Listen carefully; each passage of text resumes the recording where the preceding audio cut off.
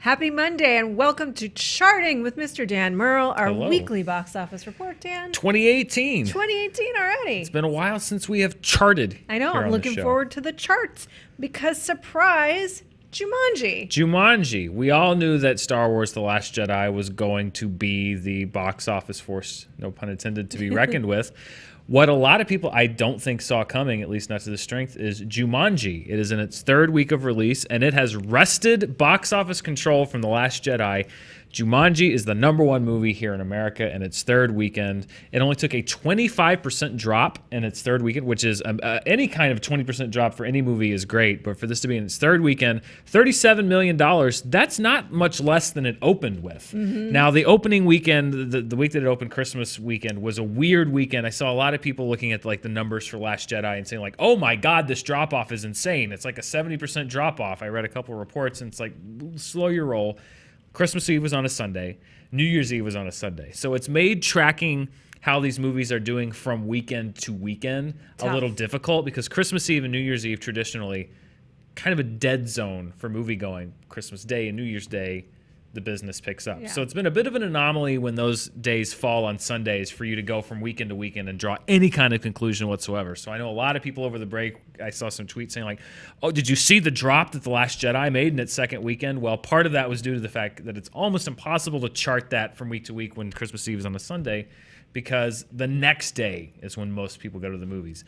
Regardless, for Jumanji to be making $37 million on a non-holiday, this is the kind of, like, this past weekend was kind of like the business as usual, back to work. Yes. Holidays are winding down. We've got the Martin Luther King weekend coming up, which is the official end, quote-unquote, of the holiday season. Still, for Jumanji to be #1 with $37 million, that's great, a 25% drop. The breakout hit of the holiday season, if you don't count Star Wars. And here's the key thing with that movie is it has made $500 million worldwide, has not opened in China yet. The Rock, huge in China, so we'll see what kind of numbers it does there. It opens in China next week. But the silver lining... I wanted a Rock huge pun there so bad, and I didn't have it for you. I'm sorry. So sorry. That's all right. But what Sony has got to be the most proud of right now is they already have a $500 million hit off of a budget of about $90 to $100 million. And that's what we talk about when we talk about budgeting a movie for success. If Jumanji had been made for $200 to $300 million, it would have to be making a $500 to $600 million profit to break even. They made the thing for $90 million. Let's say they put another $100 million. That's a $200 million investment. It's already made $500 million worldwide. This is when we say make a blockbuster for 90 instead of 190, and you're setting yourself up for success. So Jumanji, we talked about, is anything going to draw eyeballs off The Last Jedi, which we'll discuss in a second.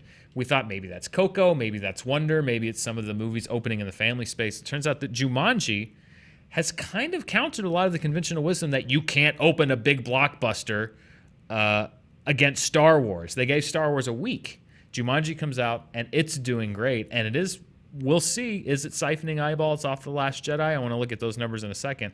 Unqualified success, though, for The Rock, for Jack Black, Karen Gillan, Kevin Hart, Sony. Nothing to worry about. No caveats or asterisks on Jumanji. Yeah, and it's Sony really needed the hit, and I think they're going to be happy to have it. They were really worried, I think, about this opening and going up potentially against Star Wars, but it's performed very well. Yeah. And to your point, this is the Deadpool model. This is the Logan model. This is the model that we hope more and more films are moving more towards. And you have to imagine that 50 million of that 90 all went to The Rock.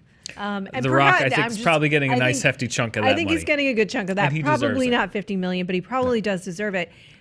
In other news, in horror news, Insidious, The Last Key, audiences didn't respond to it, but it's still bringing in the dollars. Speaking on return of investment, Insidious, The Last Key, the fourth installment of that franchise, the lowest cinema score of any of the Insidious movies. It got a B-. The other one's got a B- or a B. So it's the worst or next to the worst. However, opened higher than the last Insidious movie back in 2015. It opened to $29 million. It's made $50 million worldwide. And guess what? It's a Blumhouse movie, which means they made it for $10 million. So good job, Blumhouse. You've already made your money back. Yeah. That is the Blumhouse model. Make it for 10, open it at 50, and the rest is just profit. Yeah, and I know it's funny because everybody talks about how can other genres apply the Blumhouse. They can't. It works so well for horror. It doesn't necessarily work for every single It's genre. not universal. Yes. Horror is, I mean, it's a big haunted house. That is a great... It's a contained set. It is a contained set. That's a great thing that works really well for horror. You're right. That ultra low budget model does not work for every genre. But when you look at that idea of budgeting low for return on investment, Jumanji, set in the jungle, big, sprawling, lots of CG, didn't look cheap. I think they just budgeted it smartly. Then you have the Blumhouse model for the super low budget movies. After 2017, which it ended up being okay as far as total box office dollars. The winter and the fall kind of made up for the wasteland that was the summer box office. However, if you look at actual tickets sold, it was way down, the lowest tickets sold in 25 years. Hollywood's going to have to tighten their belt because a lot of these studios can't take these huge flops anymore. And I think you have movies like Insidious and Jumanji kind of lighting the way. Sure, and you have movies like, we'll talk about this, Justice League, that have such a high budget associated with it that it's very prohibitive in terms of return on investment. And then let's talk about this other one, Star Wars: The Last Jedi, where that's going to land. Where last we left you, Star Wars: The Last Jedi had opened up to $220 million. I know, right? I feel like we should be doing a recap.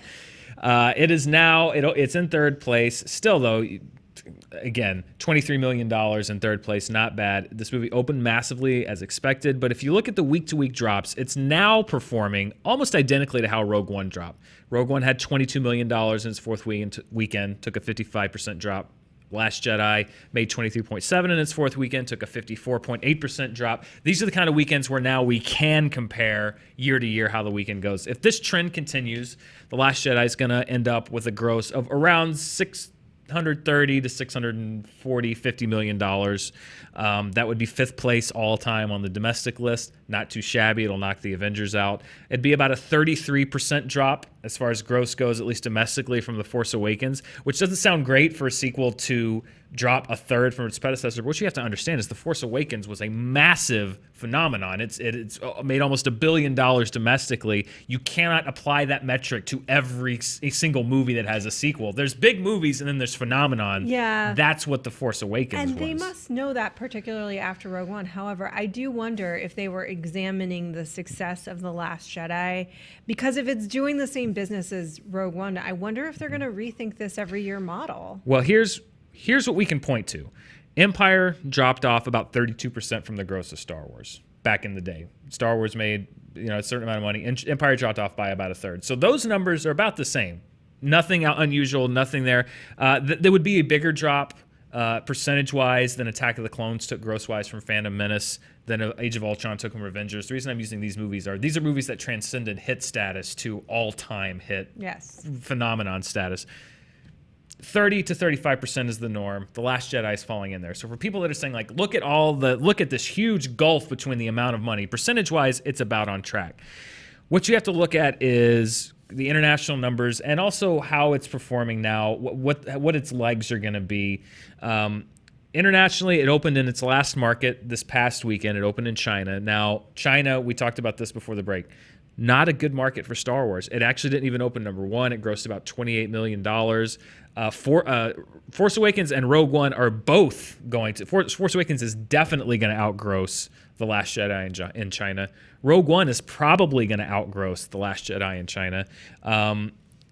So that's not going to be a market where you're going to make up a lot of your gains. It's at about $1.2 billion worldwide. Again, kind of like domestically, it's tracking about 33% behind The Force Awakens. So if you're looking at the drops and the percentages and the amount of money, there's nothing unusual or out of the ordinary of what The Last Jedi is as far as the performance goes. It's not holding exceptionally well. You're not looking at it and saying like, oh, wow, this is really holding on to a much larger chunk of the Force Awakens audience than we thought. It's acting about like you would expect a sequel to act. Now, if Disney's happy with that, then that's great. They have no complaints. It's $1.2 billion. It's going to be $1.4, $1.5 billion worldwide hit. There's no scenario where that's a failure. The only thing you can do is kind of extrapolate out, like, what does this mean? And I think it means a couple of things potentially. When you look at the fact that it's performing like Rogue One, it could point to the fact that you can't count on the legs for the Star Wars movie. Like, Force Awakens had pretty big legs. Yes. This movie is going to have legs that are comparable to Rogue One. So when you're looking at that, you kind of have to say, if you're Disney, we're a little even more reliant on that opening burst, which is not always the best position to be in, because if something happens there, then you could potentially find yourself in a situation where you're making less than you thought. You're kind of starting to see a consistent back end on these Star Wars movies. You have Solo coming out this year in 2018. People don't know how that movie's going to do. It was a troubled production. To be fair, so was Rogue One. But I think that Disney is going to look at Solo as kind of a guidepost as to what the future of this franchise is. It does seem like we're starting to see the first signs that maybe Star Wars is not completely immune from sequelitis, particularly when you look at the back end performance of Last Jedi and see that, it's about the same number of people going to see this at this point in its run as Rogue One. That kind of says like there's a big burst of people up front, and then the same kind of number of people back here. Is that specific to Last Jedi? I don't know. It was a divisive movie among a lot of camps. There are maybe not as many people going to see it 3, 4, 5, 6 times this deep into its run. This is a massive success. Sure. No questions asked. But the question looking at 2018 is, how does Solo perform, and will it have any impact on Episode 9 with J.J. Abrams? Are we starting to see a kind of plateau as for what Star Wars films is? Which, by the way, if your plateau is $1.2 billion or $1 billion worldwide, that's not a bad plateau. Disney's not going to stop investing in Star Wars movies and Lucasfilm anytime soon. They're never going to stop investing in that until it makes $0 and has no profit. Exactly. Unless it's really a no return on investment scenario. However, I will be interested to see what the return for the J.J. Abrams film, the final in the trilogy, is as compared to this, and it'll be interesting to see if there's any difference, and then how that impacts what Ryan is doing in terms of his trilogy. But you know what was a word of mouth hit? Continues to be a word of mouth hit. Is The Greatest Showman, and boy, folks are mad at us. We heard about this over the holiday break. Yes, we did. We saw The Greatest Showman. Neither one of us were particularly fans of the movie. However, if you look at it, number 4, $13,770,000. Why is that such a big number? This movie had the smallest drop of any movie in the top 10, almost the smallest drop of any movie in wide release or release in general, 11%, which is a great hold for a movie to drop 11%. It's making about what it made when it opened. This movie did not open impressively, but this is a movie that is finding immensely positive word of mouth. We may not have been fans of it, but you know what? The public sure is, and they're telling their friends, and people are finding it. It is probably going to cross the $100 million threshold, which when you looked at its opening, I think would have been a long shot. And even internationally, it's putting up some pretty good numbers. So The Greatest Showman is one of those movies that, you know what, maybe it didn't click with critics, but man, is it clicking with audiences. Yeah, what has it got a Rotten Tomatoes score? It was rotten. I don't know exactly. It's one of those that I think is misrepresented on Rotten Tomatoes a little bit because the median score is like pretty good, probably. 6. This is a guess, by the way. I don't know. Yeah. If I had to wager a guess, I would imagine the median score is a 6.5 or a 7, around there. Yeah. So about, B minus ish. It's one of the things that I think maybe audiences just love it. Yeah. They love it, and critics didn't, and that's fine. That happens all the time. Yeah. But they don't just like it; they love it, and it's continuing to grow. This is the kind of movie that could stick around in the top 5 for a while, as the word of mouth is just now kind of starting to ramp up in a lot of circles. So we'll see how The Greatest Showman holds, but it's turning to be, they say word of mouth can't happen. The great thing about the holiday box office season is you have so many people that are off from work, that are on vacation, that are out of school. You have a few weeks for people to find these movies and for word of mouth to actually work, because people have the time to go to the movies. And I mean, word of mouth movies and movies that chug along and like end up making a profit, although they didn't open strong, are some of the movies that I have loved over the last couple of years. The Edge of Tomorrow, Live, Die, Repeat, and Repeat, whatever it's called now, did that. The first Kingsman, that was the story there. So I think it's great. And you know what? I welcome a difference of opinion. I really do. And sometimes things just hit for audiences. This is a movie that is unabashedly, enthusiastically joyful. I get why that would feel good over the holiday season. I don't look at the positive public reaction to Greatest Showman and go scratch my head and be like, boy, I don't get that. I get it. I do. I 100% get it. And very joyful. Very joyful. And hey, sometimes as a critic, the audience looks at you in the face and they poo-poo your opinion, and you know what? That's That's fair. fine. That's part totally of the job. fair. People are loving this movie. Rounding out the top Pitch 5, Perfect Pitch 3. Perfect 3. It is kind of scratching and clawing its way to $100 million. It's at about $85 million. It'll probably get there.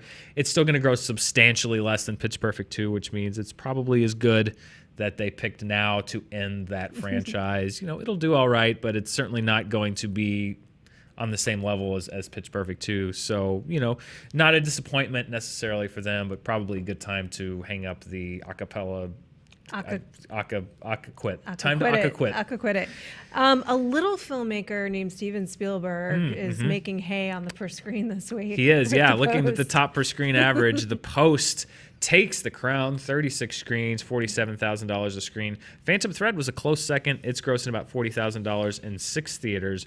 Looking at all the smaller budget, or maybe not even smaller budget, but the Oscar contenders that opened in limited release, Lady Bird is still the top grosser out of all those with $34.1 million. Speaking of being wrong, Darkest Hour, which is a movie that I thought had kind of stagnated in limited release. And I said on this show, it doesn't look like it's going to be able to find the audience. Over the holidays, it found its audience. It's got about $28 million now in limited release. Of the limited release Oscar contenders, it's now in second place behind Lady Bird. So that's a movie that I thought was kind of dead in the water, ended up finding its audience. 3 Billboards in the Shape of Water are all over $20 million. But this is the time of year. We did our top 10 lists, and a lot of people said, I'd love to see these movies, but I can't. They're not open. It's not anywhere near me. This is the time of year. Lady Bird and 3 Billboards both won big at the Golden Globes last night. Gary Oldman won for Darkest Hour. Oscar nominations will be coming out in a few weeks. This is the time of year when they start rolling out wide. The Post is going to lead that charge next week. It's going wide next week, but its final week in limited release, it takes the per screen crown, $47,000. Yeah, and I saw that too, quite a little bit about our top 10 list, and this is where I wish for certain films that the release between VOD and theatrical was far more collapsed so that people could find these things, because there's some really beautiful films that have come out this year that are hard to see. They don't play at all theaters. And I do think I do think there are going to be theaters in Middle America. Now, overseas, I have complete sympathy. The Post is going to go wide next week, but overseas, I have complete sympathy because these are the kind of movies that rarely, if ever, or it takes months for them to get there, and we have a substantial overseas audience, and I do feel bad about that, and I do wish that there are distributors that can make those more accessible internationally. Middle America, places where I looked and there's not a TV or a movie theater playing these within 50 miles of me. Wait till February, wait till March. If Oscar nominations come out, that's when the studios choose to roll these out, because that's when the buzz is growing. I know it's frustrating to see. We're very lucky that we get to see these movies here in LA and critics in New York and the big cities. Hopefully they will continue to roll these out as Oscar nominations come out. And the Oscar nominations typically give a little bump to some of these movies, and people, and even last night at the Golden Globes, things that win will get a little more attention. What doesn't need a little more attention, but is going to get it, is on the number 1 of our domestic chart. Yeah, it's 2018, but we have a little unfinished business. We got to look back at the year that was. Here's the domestic chart for 2017, and as expected, this is from the last time we were here, so this isn't in the last week, but since we wrapped up our show back in December, Star Wars The Last Jedi jumps up to number 1. That's no surprise. Everything else bumps down from 2 through 8. But 2 movies, we talked about Jumanji. I didn't necessarily think that movie would be on this list, but 2 movies got knocked out right at the end. Fate of the Furious and Logan, both knocked off the domestic list. Jumanji, a new entrant at number 9. Justice League, which was previously on the list and dropped off. I think we talked about this a little bit. I predicted that this might happen. It has jumped back on into the top 10. This is more than likely the final top 10 as far as the U.S. goes. The only movie I think that would have a chance of jumping on here is Coco. It would have to make another $35 million domestic. That's not impossible. We'll see what happens with it made about $15 million this last week. We'll see if the awards buzz. It just won the Golden Globe. If there's a little bit of a Coco surge. So I'm not going to say it's impossible for Coco to jump onto the top 10, but it has a little bit of work to do. So Justice League might cling on in that 10 spot. Coco might jump in there. But 1 through 9 in some order. We'll see how Jumanji does. That's going to be your final 10. A final 10 that I don't think a lot of people would have predicted that in the U.S. that Transformers would not be on there. That Pirates of the Caribbean would not be on there. That Justice League would barely be on there. A lot of surefire hits, Not so much. Not this so year. much this year, or this past year in 2017. And though Logan is no longer on there, still very much a success story. Yep. And I hope a repeated one. Yep. Let's look at the world. Let's look at the world. The 2017 worldwide chart. Again, we have The Last Jedi. It is number 3. Beauty and the Beast and Fate of the Furious. I hope you enjoyed your run. This is going to be your last week at the top of the 2017 chart. Last Jedi is going to catapult into that top spot next week. Everything else drops down a peg. Star Wars, we talked about this, dropped it out of the top 10 of the year. And barring some kind of, again, we'll see how Jumanji does. If it does crazy numbers in China, that could jump onto the number 10 spot. But it's about $270 million away from doing that. So that would be a crazy huge leap. Not impossible, but that would just kind of make it an absolute phenomenon overseas where it hasn't opened yet.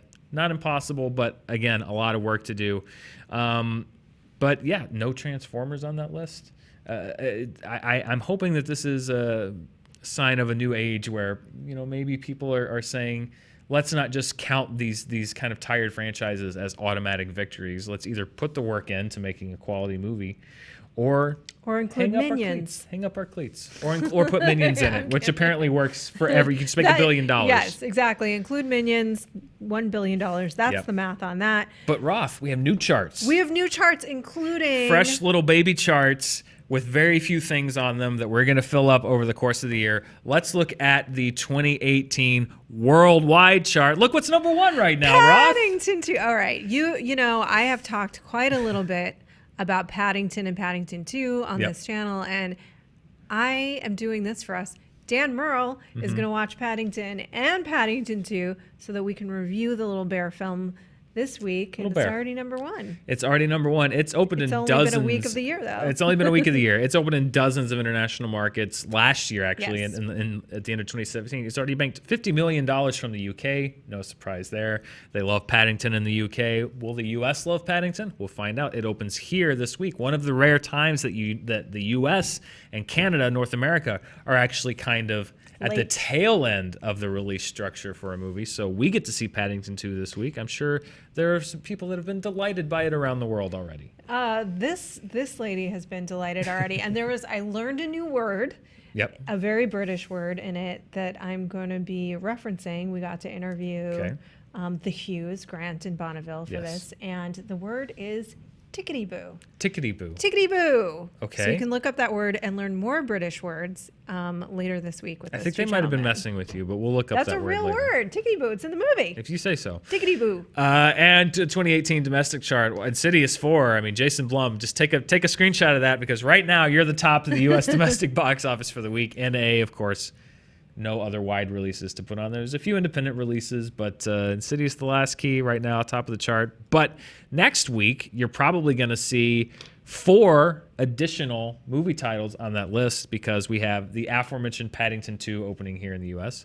We have Liam Neeson's annual January action film, The Commuter. Yes. I don't know where you are, but I'm on a train. So he's on a train. What thing will he jump on next to chase bad guys? Well, he's done Airplane. Airplane. Things that people have been taken. Yes. He's walked amongst the tombstones, if I recall correctly. So their feet. Yeah. So I don't know what that would be. He's now on a train.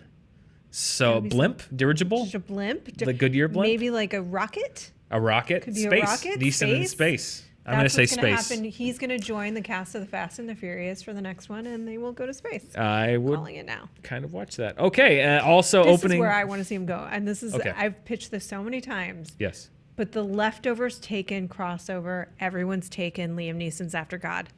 Come on. It writes itself. That's pretty good. I like that. Competing with Liam Neeson, Taraji P. Henson in Proud Mary. That is opening out in about 2,200 theaters. And then The Post, Steven Spielberg's The Post. It has been in limited release for a couple of weeks. It's going out to 2,800 theaters, Roth. It's going wide. Start the presses on The Post. We'll see how it does. Really didn't get much of a Golden Globes bump. Didn't win anything last night. But still a movie, as you can see from the per screen average, that at least the limited release audience is interested in. As it goes wide, we'll see what they think. The Post is a perfectly entertaining movie. I liked it. I liked it. It has a strong point of view. Mm-hmm. And it almost feels like when you add like Streep and Hanks, like look at that poster, Streep, Hanks. Yeah. It feels like the movie just makes itself at that point. It is. I mean, we were talking this morning at SJU, and I was saying I don't know if I'd put Spielberg in Best Director because he had Streep and Hanks, and it's like I guess that's a bit of a disservice to Steven Spielberg, but it does seem like you just put Meryl Streep and Tom Hanks on a movie set, and it just like everything just happens. Yes. That's The Post. Yeah, Post. It's a good movie. It's one that I enjoyed. I don't know. I didn't put it in my best of the year. Nor did I necessarily, but I enjoyed it. Yeah. Well, the rest of the country gets to enjoy it because it opens wide this week, and next week we'll be here seeing did Paddington 2 rule the U.S. as he has ruled the U.K. Did Liam Neeson shoot his way to the top? Is The Last Jedi? Is Jumanji going to be there? It's kind of a crowded already holiday weekend here in the U.S. at least. Martin Luther King holiday weekend is coming up this upcoming weekend. We'll see what happens at the box office. See what happens. We will be back next week with more box office reports. Thank you, Mr. Dan Murrell. As now that I think about it, we might be back next Tuesday. Because we won't be here on Monday. Do we have Monday off? I believe we have next Monday off. I'm just learning this, and that's very exciting So I news. think we'll be back here next Tuesday to talk about everything should have that it happened. off. We should. National holiday. Yeah, exactly. If we're here, there's something terribly wrong. Terribly wrong. Cut to a week from now, we're here. Sad faces. Thank you guys for watching. Thank you for charting with me, Roth. Yes, we'll see you someday next week. Next week, we'll talk about everything that happens. Bye.